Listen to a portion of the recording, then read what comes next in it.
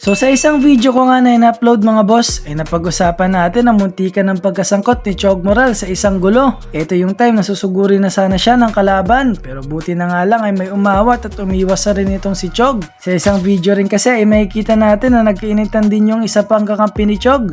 Laban nga dito sa ibang player na kalaban nila. Pati nga mga coaches at student pumasok na dito para umawat. Kung mapapansin nyo rin sa video ay may mga dugo sa damit itong si Chog Moral. Medyo madami nga din yung dugo pero hindi ko alam kung saan nanggaling at anong dahilan bakit nasugatan itong si Choggy. So sa video nga na ito mga bossing ay pag-usapan natin ang punot dulo at kung bakit ba umabot sa ganito ang nangyari sa magkabilang grupo.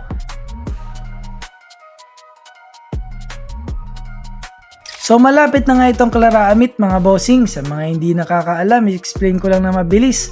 Yung Clara Amit ay yung naglalaban-laban yung mga lugar sa Central Luzon kagaya ng Tarlac, Zambales at Pampanga. Dito nga kung sino ang mag-champion kunwari sa event ng basketball, ayun yung magka-qualify sa palarong pambansa. Kaya naman puspusan ng paghahanda ng team ni Chog na Pampanga Delta.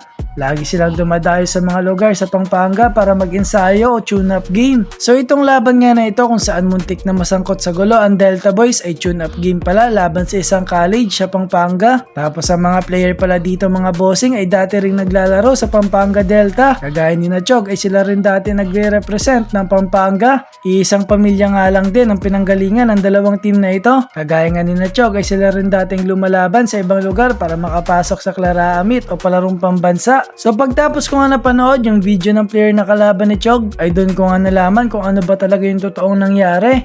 Para lang din to sa opinion ko mga bossing at base lang din sa napanood ko. Ay bago nga pala magkagulo ay medyo nauna mamisikal dito si Chog Moral. Makikita natin sa video na to parang binigyan ni Chog sa tagiliran ang player na to habang nagfi-free throw. Ganun na rin sa player na muntik ng sapakin si Chog. Nabigyan din pala muna ng siko itong player na to at doon na nga siya gumante at muntik nang nauwi sa kaguluhan. Hindi masyadong kita sa video na to ang pagsiko ni Chog pero ayon nga sa isang nanunood ay nabigyan daw itong kalaban bago yung tira na to ni Chog kaya gumanti din siya. Ayon din sa player na to mga bossing ay hindi niya talaga nakontrol ang kanyang sarili that time dahil na nga din sa init ng laro kaya siguro nagawa niya yon. Pero hindi din naman tumagal ang kaguluhan na yon at pagtapos ka ng laro ay nagkaayos rin kaagad yung magkabilang grupo. Kilala na rin nila ang isa't isa at ika nga sa player na to ay once a Delta is always a Delta. Minsan talaga hindi natin maiwasan na magalit o makasakit sa loob ng court pero pagtapos nga din naman ng laro ay nagiging okay rin naman. Payo ko na lang din dyan sa mga nanunood na kapwa ko player. Enjoy the game and play physical, not dirty.